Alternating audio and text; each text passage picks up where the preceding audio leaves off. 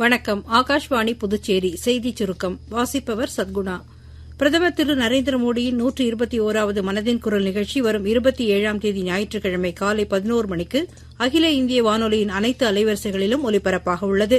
இந்நிகழ்ச்சியில் இடம்பெற வேண்டிய கருத்துக்களை பொதுமக்கள் நமோ செயலி, மை கவ் இணையதளம் மற்றும் 1-800-117800 என்ற கட்டணமில்லா தொலைபேசி எண் வாயிலாகவோ அல்லது 1922 என்ற எண்ணில் குறுஞ்செய்தியாகவோ வரும் 25ஆம் தேதி வரை தெரிவிக்கலாம். அமெரிக்காவுக்கு அரசுமுறை பயணம் மேற்கொண்டுள்ள மத்திய நிதியமைச்சர் திருமதி நிர்மலா சீதாராமன் தமது பயணத்தின் ஒரு பகுதியாக வாஷிங்டனில் சர்வதேச நிதியமான IMF மற்றும் உலக வங்கி கூட்டங்களிலும் பங்கேற்கிறார். பின்னர் வரும் 26ஆம் தேதி முதல் 30ஆம் தேதி வரை அவர் பெரு நாட்டிற்கு செல்கிறார்.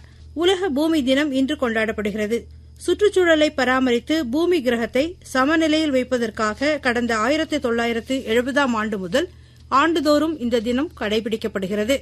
நமது சக்தி நமது கிரகம் என்பதே இந்த ஆண்டுக்கான கருப்பொருளாகும். கோவிட் பெருந்தொற்று காலத்தில் நிறுத்தி வைக்கப்பட்டிருந்த கைலாஷ் மானசரோவர் யாத்திரை 4 ஆண்டுகளுக்கு பிறகு மீண்டும் தொடங்கப்படுகிறது. ஜூன் 30ஆம் தேதி தொடங்கி ஆகஸ்ட் 22ஆம் தேதி வரை நடைபெறவுள்ள இந்த யாத்திரை உத்தராகண்ட் பாதை வழியாக நடைபெறும் என்று தெரிவிக்கப்பட்டுள்ளது. மொத்தம் 250 யாத்ரீகர்கள் 5 குழுக்களாக இதில் பங்கேற்பார்கள்.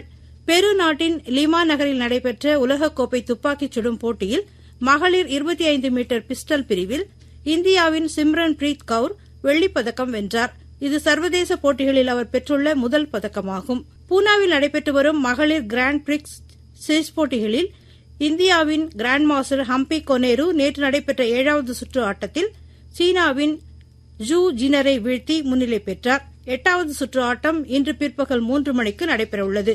இத்துடன் இந்த செய்திச் சுருக்கம் நிறைவு பெறுகிறது.